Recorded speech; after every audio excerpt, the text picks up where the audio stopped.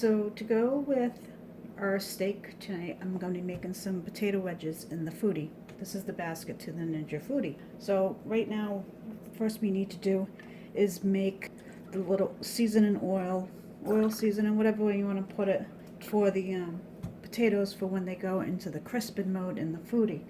So that was just some oil, some vegetable oil, which there's a 1/4 cup there. Just gonna grab a fork. We're just gonna eyeball this. This is Italian seasoning.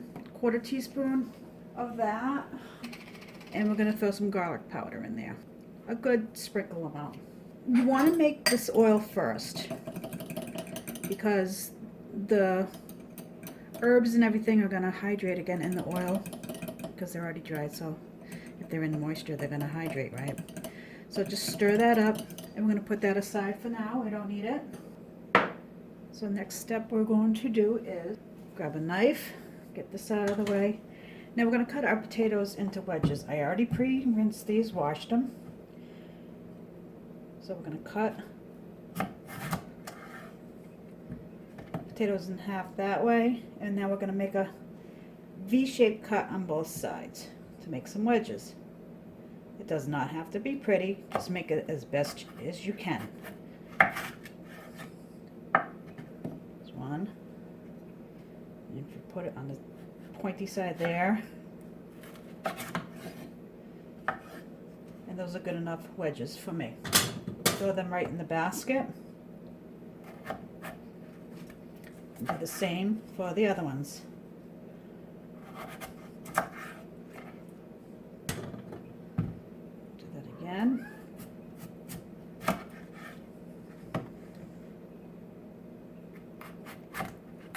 Cut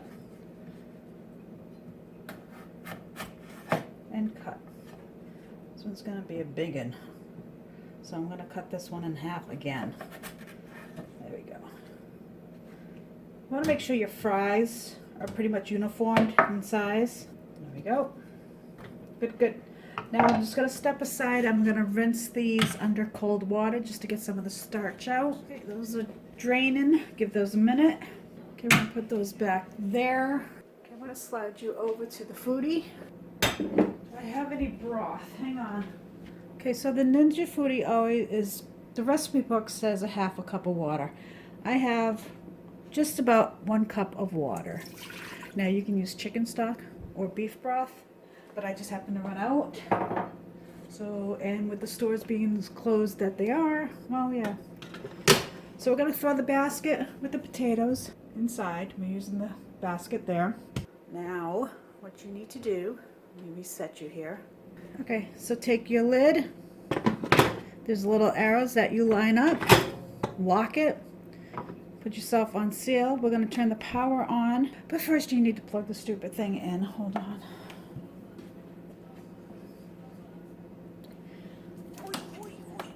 Okay. So electricity always helps.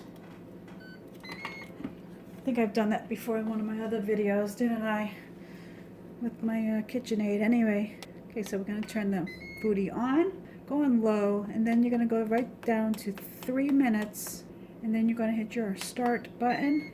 Double check that you are on seal, which we are. Okay, so this is going to take about 6 minutes to come up to pressure. And then once it comes up to pressure, it's going to cook for 3 minutes, and then we're going to do a quick release.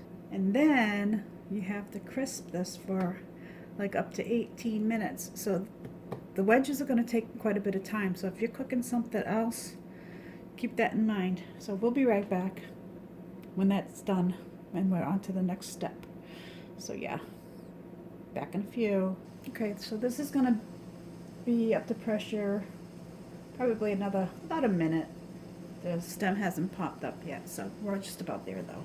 And that little spinner just lets you know that it is building pressure. These potato wedges are actually a good starter recipe to try with the foodi. I don't know if you can hear that, but you can generally tell when that stem's gonna pop up back there. You definitely see the steam. Just about. I want to put you back down, but that's gonna pop up as soon as I put you back down. So here's a little tip for you. On the old Amazon, you can get this little attachment that goes on the swivel thing here. The thingy. We'll call it the thingy. Anyway, it sits on top of it. They have cute little things that you can put on top. I gotta get myself one simply because, let's see, my cabinet's getting all steamed up there. Yeah, that's not a good thing for that to keep doing that. So anyway, I'll be getting myself a little steam diverter for the steam valve. Okay, so our stem popped up. Come back down here. Okay, so we're still building pressure, even though the stem is up. You can't take that lid off yet. But this is still going to go up, and then once it's completely up to pressure, that's going to stop spinning, and then it's going to start at the 3-minute mark. And that takes about 30 seconds to a minute or so. I never timed it really. I just wait for it. Okay, so now it's going to count down from 3 minutes, and I'm not going to have you sit here and watch it for 3 minutes, so in the magic of editing, we'll be right back. Okay, so of course I wasn't paying attention and I wasn't watching my clock. This little booger just went off. So what we're going to do is we're going to stop it, because that's just what I do. I mean, there's other ways to do it, but it's what I do. I'm going to release the pressure.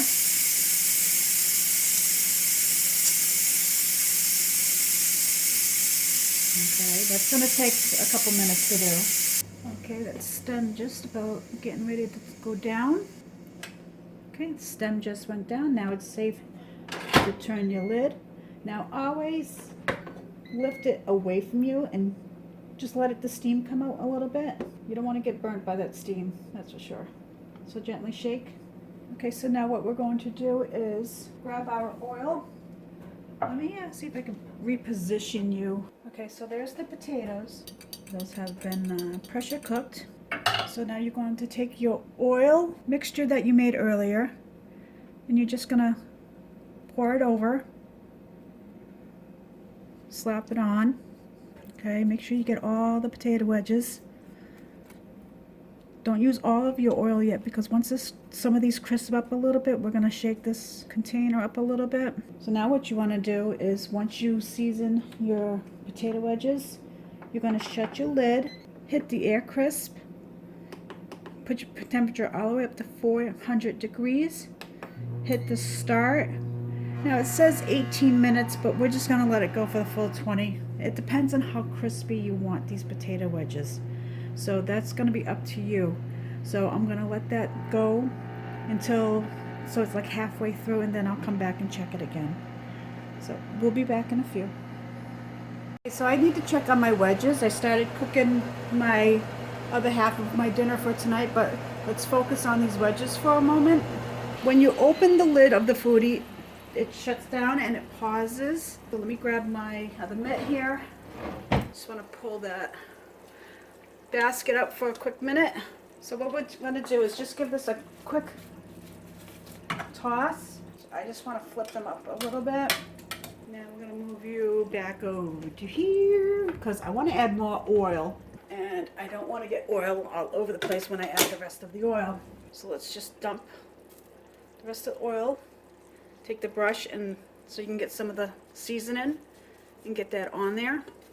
And I'm going to tell you right now, by the looks of this, it's going to take another probably 15-20 minutes, because I want crispy wedges. Okay, so we're going to shut that lid, and it's going to continue to go back on by itself. You don't have to press no buttons when you put the lid back down. Okay, so we'll be back in a few minutes.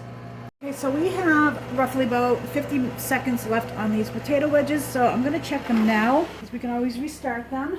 My steak's not done yet, so we're going to just give these a little quick toss and a flip around, and so everybody gets their own brown. And if you're not careful, you're going to wind up breaking some of these. Be careful. We're going to put those back on.